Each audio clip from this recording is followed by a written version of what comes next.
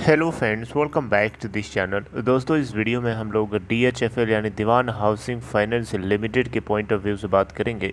लेकिन आगे बढ़ें उससे पहले आपसे रिक्वेस्ट करना चाहूँगा कि अगर आप चैनल को फर्स्ट टाइम देख रहे हैं फाइनेंस मार्केट को, सब्सक्राइब करके बेल आइकन को हिट कर लीजिए और डीमैट अकाउंट या ट्रेडिंग अकाउंट ओपन कराना चाहते हैं, डिस्क्रिप्शन बॉक्स में लिंक दिया गया है।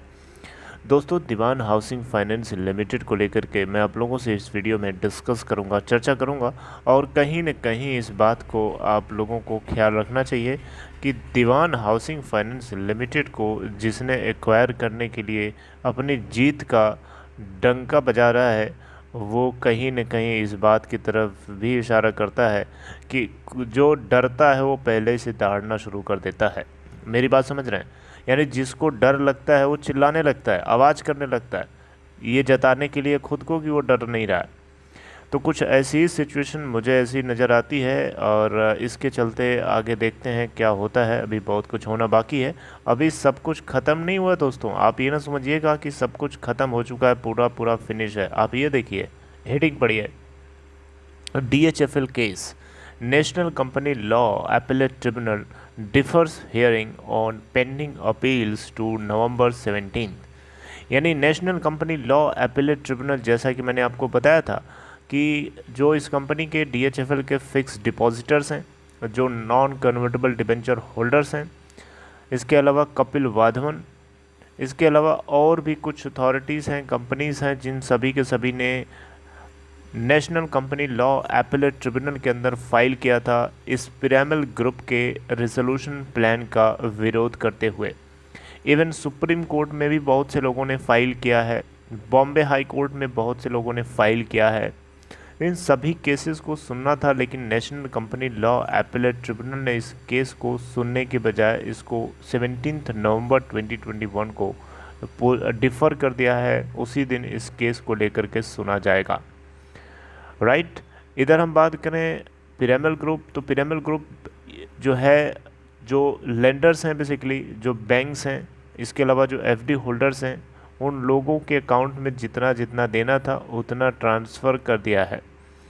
क्योंकि इससे पहले इन्होंने अपडेट करने के लिए फाइनेंशियल डिटेल्स और कॉन्टैक्ट को अपडेट करने के लिए इन्होंने कहा था और बहुत से लोगों ने किया था। उनके अकाउंट में 23% के आसपास जो है रिकवरी मिली है। यानी अगर आपने 1,000 रुपये अगर जमा किया होगा आपने, तो उसका सिर्फ 23% ही आपको मिला है। 1,000 की FD, एग्जाम्पल मैं दे रहा हूँ, अगर आपकी 1,000 रुपये की FD है तो आपको सिर्फ 230 रुपये रिटर्न किया है पिरामिल ग्रुप ने। ये आम आदमी की मेहनत का पैसा होता है, आम आदमी लूट के नहीं कमाता है। आप ये जितने कॉरपोरेट हाउसेस हैं ये सब तो लूट लेते हैं, गरीब आदमी को लूटते हैं, बैंकों को लूट लेते हैं, इनके उनके बिजनेसेस को लूट लेते हैं। लेकिन आम आदमी का एक एक रुपया उसके एक एक खून के जलने की वजह से आता है। और ऐसे एक्वाइजेशन करके जो ये बोलता है कि वो जीत चुका है, उसको पता था कि वो जीत चुका है। मुझे लगता है कि इससे बड़ा हारने वाला है और इससे बड़ा कायर आदमी और इससे बड़ा धूर्त आदमी कोई नहीं हो सकता। जो लोगों के मेहनत की कमाई का पैसा लगा है जिस कंपनी में, उसको पूरी पूरी रिकवरी देने की बजाय ये बोले कि वो जीत चुका है।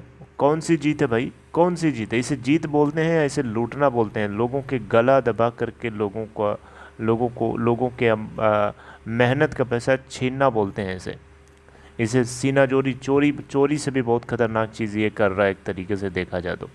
बहरहाल, मैं आप लोगों से यहाँ पे थोड़ा सा फ्रस्ट्रेटेड हूँ इस चीज़ को लेकर के कि दीवान हाउसिंग फाइनेंस लिमिटेड को जो है पिरामिल ग्रुप ने एक्वायर किया, लेकिन स्टेक होल्डर्स को कुछ नहीं दिया। स्टेक होल्डर्स जो है इस कंपनी के, उनको कुछ नहीं मिला, कुछ भी नहीं मिला, उनको तो ज़ीरो दिया है इसने। और जो FD होल्डर्स हैं, जो नॉन कन्वर्टेबल डिबेंचर्स होल्डर्स हैं, जिनको इस बात का एश्योरेंस दिया गया था कि उनको उनकी पूरी मेहनत की गाढ़ी कमाई उनको वापस मिलेगी रेट ऑफ इंटरेस्ट के साथ, लेकिन वही वो कंपनी जब इंसॉल्वेंसी प्रोसेस से गुजरती है तो आज उनको सिर्फ 23% मिल रहा है। उनकी पूरी प्रिंसिपल अमाउंट भी नहीं मिल रहा है, उल्टा उनके प्रिंसिपल अमाउंट से भी पैसा कट रहा है। बताइए, तो ये बिल्कुल भी अनफेयर है और जीत भी जाता है पिरामिल ग्रुप।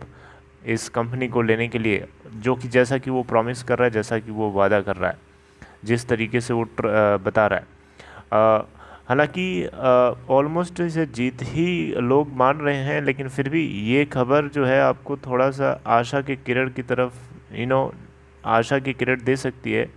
NCLAT जो है इस केस को 17 नवंबर को फिर से सुनने वाला है, और 17 नवंबर से पहले कोई भी लीगल जो प्रोसीडिंग्स हैं वो नहीं होंगी। ये बात आपको नोटिस करनी चाहिए। यहाँ पे कहीं ये चीज़ मेंशन भी है कि जो भी लीगल प्रोसीडिंग्स हैं वो 17 नवंबर से पहले नहीं होंगी, उसको उसके बाद ही किया जाना है, राइट।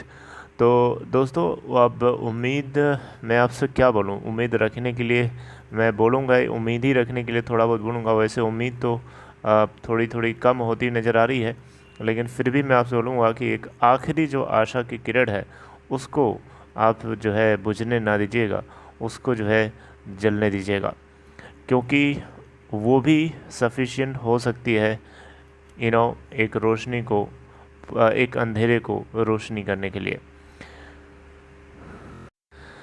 आप यहाँ देख सकते हैं फ्रेश केसेस जो हैं Uttar Pradesh state power sector employees trust, इसके अलावा Uttar Pradesh power corporation contributory provident fund trust, ये सभी के सभी DHFL के इस एक्वाइजेशन के खिलाफ हैं, और इन सभी के सभी ने अपील फाइल किया था कि ये डील नहीं होनी चाहिए, राइट। तो दोस्तों अगर मान लीजिए कि पिरामल ग्रुप, मान लीजिए, मानने में क्या जाता है थोड़ी देर के लिए, कि मान लीजिए पिरामल ग्रुप जैसा कि ये लोग वादा कर रहे हैं, जिस तरीके से ये जो है चिल्ला रहे हैं कि ये जीत चुके हैं, तो मान लीजिए कि अगर ये जीत भी जाता है, 100% एक्वायर कर लेता है, तो पिरामल की जो सब्सिडरी पिरामल की जो 100% सब्सिडरी कंपनी होगी, जो पिरामल कैपिटल फाइनेंस लिमिटेड जो भी होगी, वो क्या लगता है आपको कि वो DHFL के जो कस्टमर्स हैं पहले वाले, जो DHFL के मिलियंस ऑफ कस्टमर्स हैं, जिसका फ़ायदा इसको यहाँ पे मेंशन है कि होने वाला है ना, millions of customers, 203 million I think so, यहाँ कहीं मेंशन भी था, बड़ा सरप्राइजिंग लगा मुझे सुन के, 203 मिलियन कस्टमर्स, और न जाने कितने शहरों में इनके जो है ऑफिसेज हैं, सभी के सभी को लेवरेज करेगा पिरामल ग्रुप। तो इनको क्या लगता है कि जो DHFL के पुराने कस्टमर्स हैं वो फिर से ट्रस्ट करेंगे? क्या उनको ये नहीं पता है कि यही वो ग्रुप है पिरामल ग्रुप जो सिर्फ 23% रिकवरी दे रहा है? तो इसमें से निकलो या इसमें आओ। आपको क्या लगता है? मुझे नहीं लगता कि इनको इस तरीके से एक्वाइजेशन करके इनको फलने फूलने का मौका मिलेगा। डिग्रेड होना इनका भी शुरू हो जाएगा उसी दिन से, जिस दिन से यहाँ पे 100% ये हो जाएगा कि ये DHFL को एक्वायर कर चुके हैं। क्योंकि आप किसी के मेहनत के पैसे को इरेज नहीं कर सकते, आपका हक नहीं इरेज करने का। This is not fair. आप जो है अगर एक्वाइजेशन कर रहे हो तो आप जो है लीगल तरीके से आप ठीक है कर रहे हो, लेकिन सही चीज़ क्या है, गलत चीज़ क्या है, वो चीज़ को आप खुद भी तो रियलाइज़ कर सकते हो। नेचुरल जस्टिस, आप क्या इस चीज़ को खुद भी तो रियलाइज़ कर सकते हो। बैंकों का क्या है, 94% बैंक्स ने जो है अप्रूवल जरूर दे दिया था, लेकिन बैंक्स ने गलत किया था। बैंक्स को इतना हेयर कट नहीं लेना चाहिए था। पब्लिक मनी होती है बैंक के अंदर, बैंक के अंदर सरकार का पैसा नहीं होता, बैंक के अंदर पब्लिक का पैसा होता है, पब्लिक की मनी होती है, और पब्लिक को इरेज करना उनको क्या जाता है, उनको क्या लेना देना। वो अगर आज 37,000 करोड़ रुपए ले रहे हैं, बाकी पार्ट जो है हेयर कट ले रहे हैं, तो उनको क्या जाता है, पब्लिक का पैसा है, पब्लिक की जेब से कट गया। तो दोस्तों बस यही खबर इतनी इस वीडियो में। अगर आपको ये कंटेंट अच्छा लगा हो तो लाइक करके इनकरेज करिएगा, और मेरी फ्रस्ट्रेशंस के लिए थोड़ा सा मैं माफ़ी चाहूँगा, क्योंकि सिचुएशन कुछ ऐसी थी, और जो कुछ होगा ऊपर वाला देख रहा है। चलिए अपना ख्याल रखिएगा।